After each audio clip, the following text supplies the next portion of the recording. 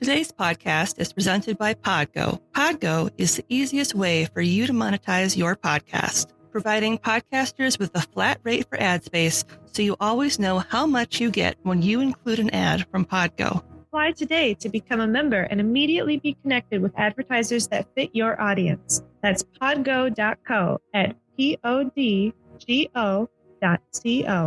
And be sure to add our podcast, Ye Olde Crime, with an E in old, in the How Did You Hear About Podgo section of the application. The Oracle Network.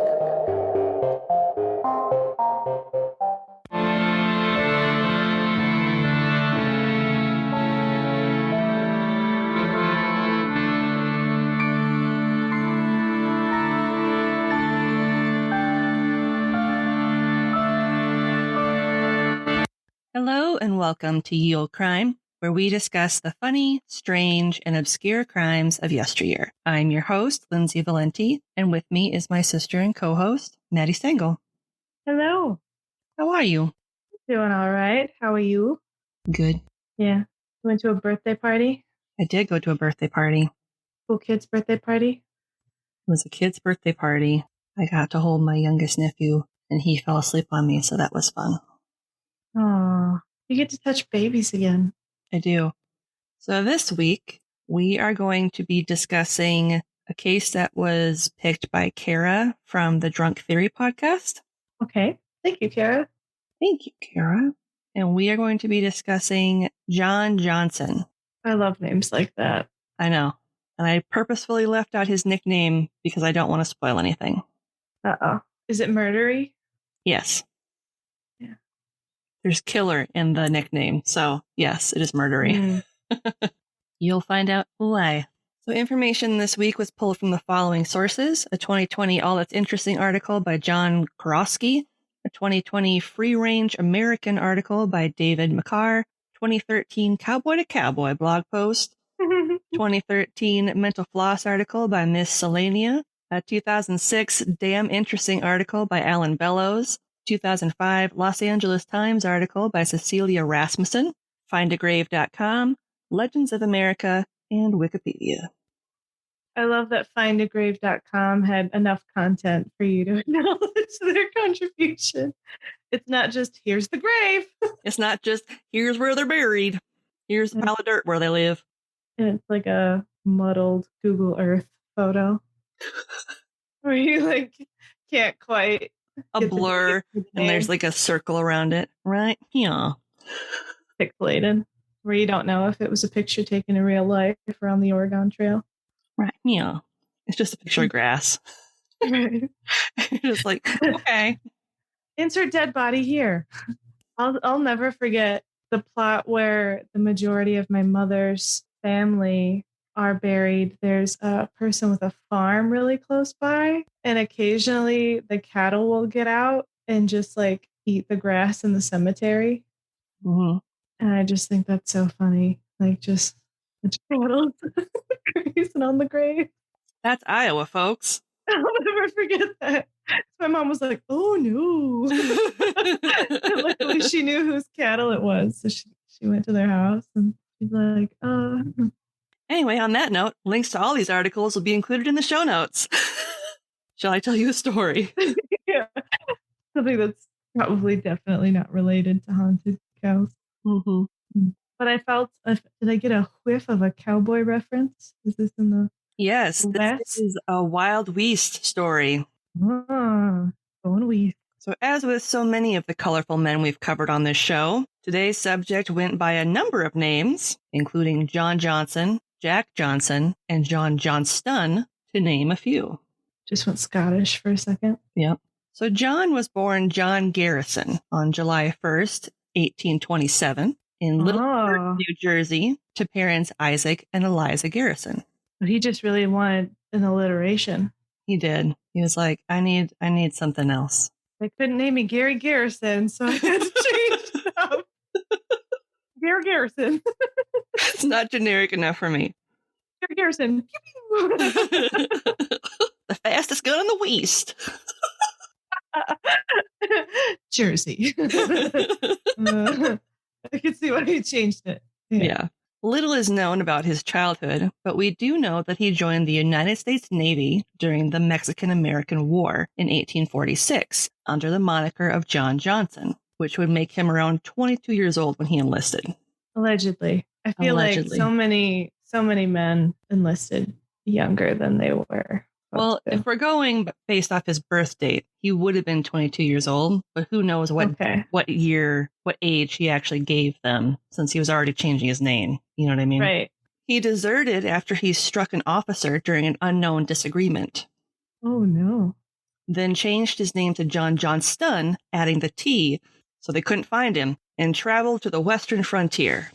I'm sorry, but what does that say of ye old investigation teams? That they could be entirely, like the wrench in the whole thing was the letter T. Oh, no, there was an unaccounted for consonant in his last name. We're screwed. Can't find this guy. The era before Sesame Street was rough. What's the missing letter in his last name? John Johnson. It's not that. Couldn't possibly be the same guy. Looks like him. Sounds like him. Oh, he's got a T in the name. Not him. Not that guy. You can check out. As he left New Jersey, John met up with an experienced mountain man named Old John Hatcher, who became his mentor of sorts as they made their way west. Oh, no. A 90s movie now. Yeah. Starring Taylor Thomas as John Johnson and Robin Williams as the old man. This old man Hatcher. Only because he was hairy enough to play the role. He just reprises his role from Jumanji. What year is it? Oh, perfect. He's fashioned clothes from his own hair. It's fine. Yep. John was known as a giant mountain man with reddish hair and a burly beard. And it said he stood just over 6 feet tall and weighed around 260 pounds, which would make him quite the formidable person to run into if you happened upon him in the wild. Yep, that was tall back then. Yes. 6 feet. Because I remember it being a huge deal that George Washington was 6 feet tall. Yeah, I feel like most people... Probably like 5'8", 5'9". I would say around 5 feet. I would say most people didn't get much taller than like 5'6". Wow. I suppose. I don't know. I mean, if you think of old houses, how low are the doorways? Yeah. I don't notice because I'm 5'5". 5'4". When you're married to someone who's 6'7", you tend to notice when he's like, I have to duck at an unnatural angle to be able to fit into this house. you just hear, ow. Yeah, so 6 feet, 200 and some pounds. That'd be a pretty burly dude and shocking red hair. Yep. John joined Hatcher at his cabin on the Little Snake River in northern Colorado, where he learned how to hunt, trap, and survive in the wild in order to make a living. John was a fast learner and became proficient with his .30 caliber Hawken rifle and Bowie knife. Years later, Hatcher chose to give up the life of a mountain man and left his cabin to John. Shortly after this, John set out for the Bitterroot Valley of Montana. So he was probably a fur trader then. Yep. Okay. Yep. So he was like a trapper, hunter, and yeah, so he would just go and basically be out all winter trapping and hunting, and then in the spring he would sell the furs from the animals that he'd trapped. Do we know how big he was? Hatcher? Yeah. I don't know. Well, not Hatcher, Johnson. That was Johnson, the one that I described. Oh, okay. Yeah. So I thought you were describing Hatcher. Sorry. No. John Johnson was a giant mountain man. Okay. So he was the one with red hair, burly beard, super tall, 260 pounds. 260 pounds of beaver meat. That's all he ate. Beaver jerky. Certified beaver beefcake. Beefcake! During his first solo foray into the wild country of Montana, he stumbled across a covered wagon that had been attacked by a band of First Nation warriors. The sole survivor was a woman who had witnessed the slaughter of her entire family. Oh. As a result, she'd gone mad with grief, and it's believed that the warriors had left her alone to die as they felt she'd been touched by the Great Spirit and driven mad as a result. Yeah, I can see why they wouldn't want to rescue her if she's probably too afraid to even be approached by them. Yeah. Well, she was probably just like hysterical because I guess it described her as a mother. So I'm assuming she saw her children slaughtered as well. Yeah, but I don't know. I think it's almost crueler to keep her alive. Yeah. That's really awful. Either way, John took in the woman and provided her with food. And after this encounter, it's unclear what became of her.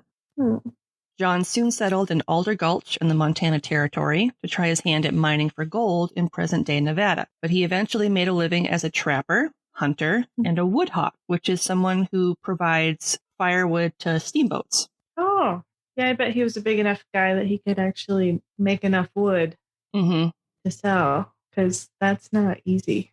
Yeah, so he was a woodhawk along the Missouri River for a time. Woodhawk, interesting. At some point, he married a woman from the Flathead American Indian tribe. Today, the Flathead Indians include members of the Bitterroot, Salish, Kootenai, and Pend Oreille tribes. Okay, so it was one tribe initially, and then it separated into 3 different ones over time? Or was it more of like a co-op, almost? I think what is currently recognized today as part of the Flathead Nation are these 3 separate tribes that then formed the nation. I believe, based off what I found in my research, that she was part of the Bitterroot Salish tribe originally. And so that might have been one of the original, quote unquote, true Flathead tribes, but it was kind of hard for me to find in my research. So I just know that today, those 3 tribes together are recognized as the Flathead Nation. On some sites, they listed her name as the Swan, but during the bulk of my research, no name was given for her at all. And in some, it said that he acquired her in a trade with her father. Oh. Yeah. So it wasn't like, oh, they saw each other and fell in love while he was cleaning his bloody hands of beavers. Yeah, and I'm not quite sure what he traded for her to acquire her. If it, that wasn't clear either. So either way, John took her with him back to the cabin on the Little Snake River in Colorado. Oh, that's far. Yeah. If he was in Montana. Yep. During their long journey, John had his new bride teach him the Salish language of her people. Nice. Yeah. And in exchange, he taught her how to use a rifle so she could hunt for herself if needed during the winter while he was away trapping. I want to talk to you, and then you can shoot things. I'm going to teach you how to use this gun. I mean, that sounds like a pretty good deal. I do that. Yeah. They arrived back in Colorado in early autumn, where John and his wife spent the rest of the season putting together enough supplies of dry goods to last her through the winter while she awaited his return in the spring. When he returned to the cabin in the spring of 1847, it was to find the grisly remains of his wife in the open doorway of their cabin. She'd been the victim of a Crow raiding party, and worse still was the fact that amongst her bones were the remains of their 7-month-old unborn child. He probably didn't even know she was pregnant before he left.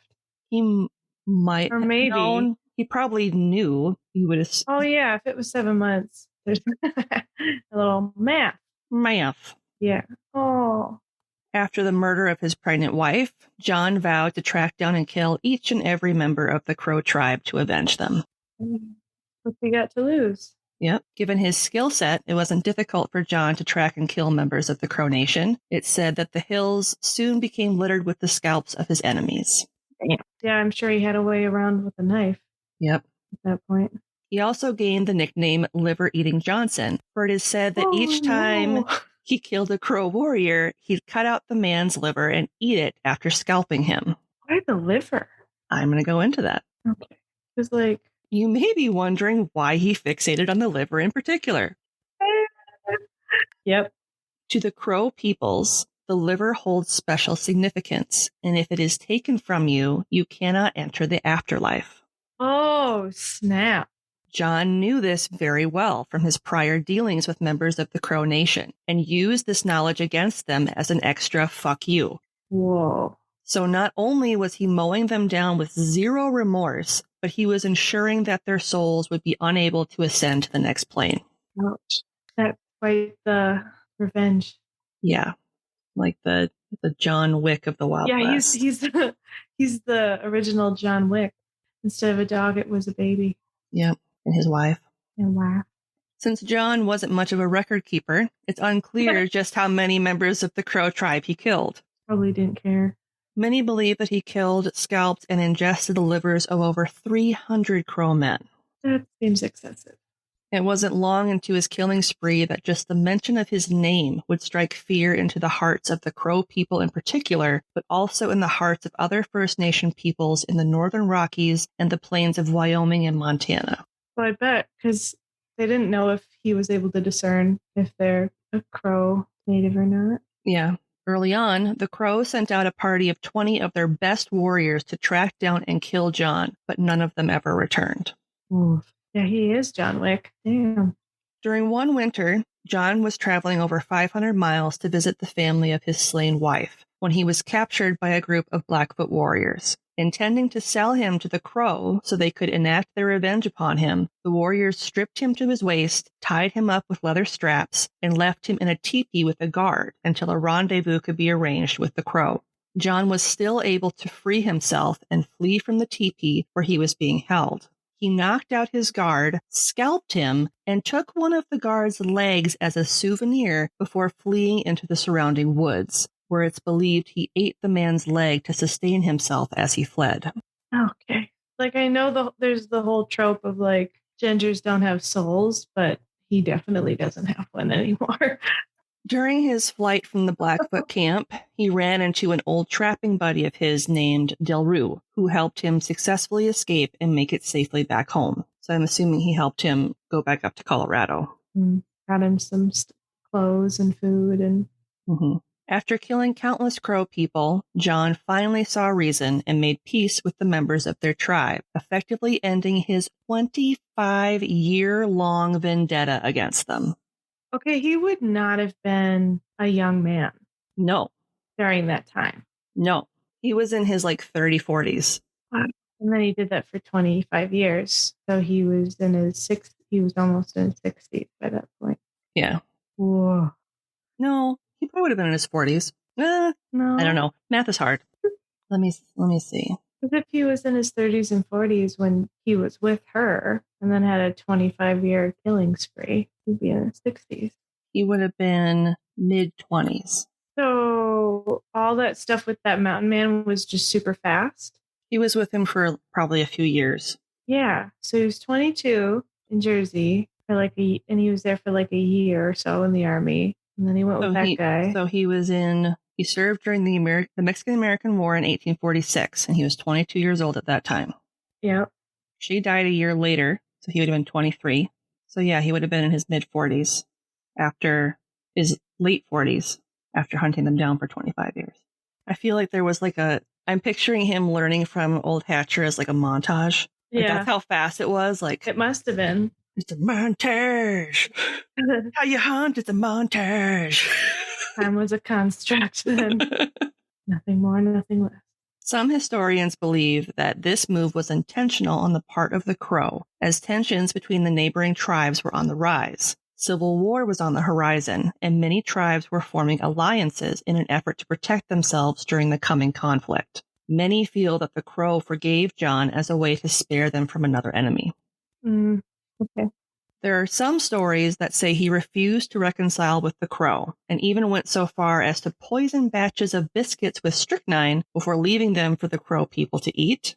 Okay, I learned a fun fact about strychnine that I didn't know. So apparently strychnine affects your cells in such a way that your lesser muscles contract and then your major muscls contract. So you die in this really intense fetal position. Your whole body just caves in on itself. Gross. And you have essentially a seizure. Where all your muscles speed up before you die. Don't like it. No. So that would have been a really awful death. Others say he gave blankets tainted with smallpox to them. Wow, biochemical warfare. He's jack of all trades, isn't he? Either way, both options are awful, and many believe they are 100% false. Yeah. I mean, that would take a lot of thought, and he'd have to be good at making biscuits. So. Just baking while out in the wild. Right. Where are you going to get flour when you're just wandering around hunting down I'm sure your enemies? He had lots of lard, but other than that. And where are you just going to randomly stumble upon smallpox? I mean, right. Let's be real. And not be affected by it too. Exactly. Mm-hmm. In 1864, at the age of 40, John joined the ranks of Company H, 2nd Colorado Cavalry of the Union Army in St. Louis as a private, sharpshooter, and scout. Yeah, he'd be a good sharpshooter. Yep. He served in Missouri and was wounded on October 28, 1864, at the Second Battle of Newtonia. After being honorably discharged in 1865, he moved back to Montana and settled in Colson, where he worked as a wagon master and scout to assist settlers moving into the hostile First Nation territory. John himself wrote a letter to the editor of a Montana newsletter in 1868 regarding his nickname of Liver-Eating Johnson. He explained that he came by it through a misunderstanding. Oh. In the letter, he explained that after a battle with the Sioux, who lived in the northern Great Plains of the Dakotas, Wisconsin, and Minnesota, he cut out a young warrior's liver and offered the first bite to one of his friends. The friend refused and told everyone that he'd seen John eating it. John stated that he hadn't eaten any, but that he had rubbed it over his mouth to make it seem like he'd eaten some. Why? Because he's just a little trickster, just a little scamp. Who doesn't love a little fun cannibalism humor? Horrifying. Like, I'm not going to eat it, but I'm going to rub this organ on my mouth. Get some good old liver juice. I hear it's good for your chapped lips. Apparently, John took great pleasure in the reactions his hellish nickname elicited in people, and he would embellish the stories to increase his notoriety. Oh, I'm sure. In fact, John was actually great friends with the Crow people and, quote, the only white man they knew who would eat raw deer liver with them, end quote. His nickname of Liver Eater was adopted as a name of respect that his friends of the Crow Nation had bestowed upon him. Oh, okay. So this whole, like, I annihilated all of the Crow warriors was probably not true. I mean, I'm sure he did. I don't think to the extent that it is listed. Yeah. Throughout the rest of his life, John would also work as a tour guide, sailor, and builder. In the 1870s, he worked as a whiskey trader and fur trapper before serving as a civilian Army scout at the age of 53 under General Nelson A. Miles as his chief of scouts during the Indian Wars of 1877 and 1878. Oh. During his service, John participated in more raiding parties than any other First Nation fighter. I'm not surprised. John was appointed the deputy sheriff of Colson, which is modern-day Billings, Montana, in the early 1880s. And after a few years, he decided to turn his infamy as a fearsome frontiersman into cash by starting his own Wild West show, which were very popular at the time. Oh, I bet. John partnered with Martha Jane Canary, or Calamity Jane, as she was best known, as well as several of his Crow compatriots before regaling townspeople across the Midwest with tales of his battles fighting against the whole Sioux Nation, quote unquote. Yep, all of them. Every single one of them. Every single one of them, even babies. Even the baby Sioux, they gave him the most trouble. He just punched those babies in the face. Those damn babies. Smeared their mouths with liver. You eat this. It's good for your skin. The show failed after less than 2 years, and many of the showmen had to sell their horses just to get back home. Oh. So what would they do? How would they get back? Probably get like a train ticket or something. Oh. Because I'm sure it was cheaper to sell the horse than to try to like feed the horse as they're riding it home. Right. After returning to Montana in the early 1890s, John became the town marshal of Red Lodge, Montana, and held the post for about a decade. John prided himself on being able to be self-sufficient, but with his failing health and dwindling finances, and on a great deal of reluctance on his part, he consented to move into the National Soldiers' Home at Santa Monica, California. He became what he termed as an inmate in December of 1899 at the age of 75. He died there on January 21st, 1900 from peritonitis. Is that how you say it? Peritonitis, which is an inflammation of the tissues that line the inner wall of the abdomen. But not the liver. Not the liver. He was buried the next day on January 22nd at the Sawtell National Cemetery in modern-day Los Angeles. A film based loosely on his life was produced in 1972, and 2 years later, John was reburied on June 8, 1974 in Wyoming. The relocation of his body was the result of a 6-month campaign by a group of 25 seventh graders who petitioned to have him moved from Los Angeles to Cody, Wyoming. The student's teacher had become fascinated with the story of John Johnson after reading about his life in the book, quote, Crow Killer, The Saga of Liver-Eating Johnson by Raymond Thorpe and Robert Bunker. Did they read it to those seventh graders? I don't know, but the teacher, named Try Robinson, shared the story of John with his students, who were upset to learn that the Wild West legend was buried near the San Diego Freeway instead of where he wished to be buried in the Northern Rockies, near where he'd spent the majority of his life. Yeah. John Garrison Johnson is still interred in Section 5, Row F, Grade 8, at the Old Town Cemetery in Cody, Wyoming. One of his pallbearers at his reinterment was none other than Robert Redford, who played him in the 1972 movie Jeremiah Johnson. That's crazy. And that is the interesting life of John Johnson. Yeah. So thank you, Kara, for picking him. It's always fun to do Wild West stories just because you know they're going to be kind of like, wow. Bananas. They're going to be kind of crazy. They're always different, too. You know? None of them are the same. Not even close. So... But I just found it interesting because, you know, everyone painted him as this cannibal when chances are he didn't eat the livers at all. It was just him symbolically taking it out. But, I mean, who knows? Maybe he did. I don't know. Mm-hmm. I just think it's crazy that he served in any sort of military capacity as long as he did. Yeah, 4 different times. Yeah. And, like, kept rejoining when he was in his 50s. That's a lot of effort. Yeah, that's a lot of dedication to the cause. Yeah. In a world, there was one podcast that made all others look like silly little part-time, half-baked ideas that should have been thrown in the trash can after being written down. That's a super long-winded way of saying that Drunk Theory Podcast is the best-kept secret out there right now. They're a bunch of idiots talking about conspiracy theories, and when these four come together, they have the capability to solve just about any question coming their way. But keep in mind, they're idiots, so sometimes they won't have the answer. But we guarantee you'll end up laughing so hard you cry or urinate in your pants. I don't make the rules here. So let Matthew, Kara, Kelly, and Ryan give you everything you never know you needed and more. Only on Drunk Theory Podcast. Available on all major streaming platforms. More conspiracies coming soon. So as I mentioned at the top, this week's podcast plug is the Drunk Theory Podcast.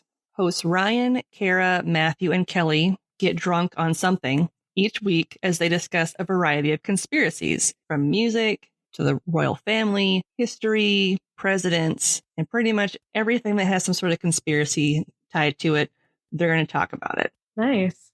So this show's got a little bit of something for everyone. Yeah. And if you like to laugh and listen to a bunch of random conspiracies with or without a few slurred speeches, hiccups, a few hiccups here and there, then I highly recommend you check out this hilarious show. We're actually good friends with Kelly on Twitter. So hey, girl. And hey. Special thank you again to Kara for supporting us. You guys are hilarious and amazing. Yeah, thank you very much. So we will have a link to their show in the show notes. And this week's listener question comes from our friend Chris from the Dial a Crime podcast. Mm-hmm. And he wants to know, you have a sandwich. You cut the sandwich in half. Do you now have one sandwich or two sandwiches? One. Yeah, you have one sandwich. You have 2 slices of one sandwich. Yes, I concur. Mm-hmm. There's your answer, Chris. Thanks. That was simple. So what's something good you'd like to share this week? Something good. So we've supported them before. Can Do Canines is a service dog program in New Hope, Minnesota, and it's where I got my beautiful golden retriever, Willie. And as kind of a way for me to help them, since, you know, I can't really donate myself. I mean, I was somebody who was gifted a dog because I don't have $20,000 to train one. As a way of kind of returning the favor, I donate scent samples for diabetic alert dogs. So if I ever get low, I can breathe into gauze and like drool on gauze. And that creates the smell to train other diabetic alert dogs. So I'll do that. And then another way is I'm an ambassador. And so recently they had asked me to be there while they talked to a big donor. And I got to sit in on the conversation and I told my story, and she asked some pretty interesting questions like, what's it like having him? And how does he help you every day? And what does, time off the clock look like for him? And it went really, really well. And so I hope in September, when they make their decision, that they choose to donate to Can Do Canines. But yeah, that was just really nice. Anytime I can help them is always just kind of a bright spot in my day. It's literally the easiest thing I can do. I just get to talk about my dog for a half hour. So Yeah. like I'm down because he's amazing. So yeah, that was my nice thing this week. What about you? Nice. Oh, I took the girls for a walk with Kona this week. So obviously it's summer vacation. Mm-hmm. Obviously, both my husband and I are still working remotely, although You're starting to do like a hybrid where you both go back. well, I haven't really been going into the office per se. I mean, I've had to at least one day a week these past couple of weeks, and I'll have to again on the day this episode comes out, which I find it hilarious that I just really don't like going into the office, even though I'm away from my kids and I know I can like focus more on like my job. Mm-hmm. I just don't like going in the office. I like being able to be at home and do my work. It's a different kind of interruption. You can almost control home interruptions better than work interruptions. You can't really yell at your boss and tell her to go to her room. Go to your room. Stop watching or watch TV. A movie. Stop watching TV. Get off your device. Go play with Legos or something. Go outside. So we took Kona. We went for a walk to our local coffee shop and we all got smoothies. We just kind of walked around. It was a nice day. So it was kind of nice to get out of the house, get them out of the house, go for a nice walk. There was minimal squabbling, which is always a bonus. Absolutely. And I did take pictures of everybody, but it's funny how unphotogenic Kona is. She's like the biggest derp whenever the camera comes out. She just like... Well, she's just so excited. You can tell how happy she is that attention is being given. She's just a dork. Because she just bathes in attention when she gets it. It's so cute. She's just so grateful. Yeah. She's just like, love me so much. I love you. I love it. So that was my something good. Just being able to take the girls out for like a little girls foray, getting some delicious smoothies from the local coffee shop, supporting a small business. Doing all the things. And just getting some natural vitamin D along the way. Yeah. So sounds like a pretty good thing to me. Yeah. Might try to make it a weekly thing. Just go once a week and as a special treat when weather permitting. Yeah. So shall we? We shall. You can find us online at YieldCrimePodcast.com. We're also on Twitter at YieldCrimePod and on Instagram at YieldCrimePodcast. You can also find us on YouTube, where we have new episodes every week. We also have a P.O. box, which has been very Ronery lately. You should send something to the P.O. box. That to Yield Crime Podcast at P.O. Box 341, Wyoming, Minnesota 55092. If you save up, you can buy us a trampoline for our birthdays in August. There we go. And then you can just have really awful audio podcasts from now on while one of us is bouncing. It's just a bunch of heavy breathing. I'm like, what? And the sound of springs. Audio quality tight. Right. You can also email us at yieldcrimepodcast@gmail.com. You can submit questions that you'd like to ask us. Tell us a story, send us gifts, whatever you fancy. Or if you have a story suggestion, feel free to send those in as well. Absolutely. We've gotten some good ones. We have. If you'd like to be able to support us, can't do so financially, you could leave us a 5-star rating and review, which is a great way to support the show.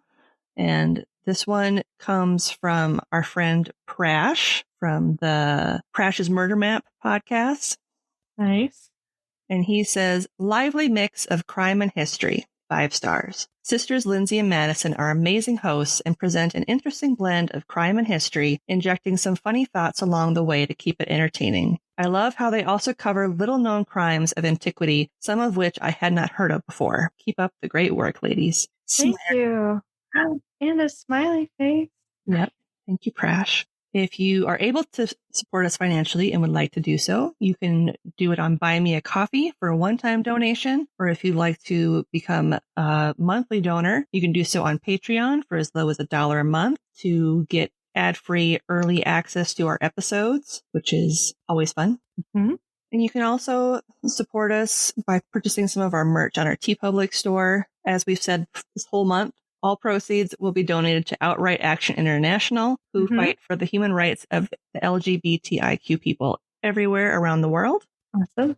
You can also donate to them directly on our Instagram and on their website, which we link to in the show notes. And on that note, as always, I'm Lindsay. And I'm Maddie. And we'll see you next time with another tale As old as crime.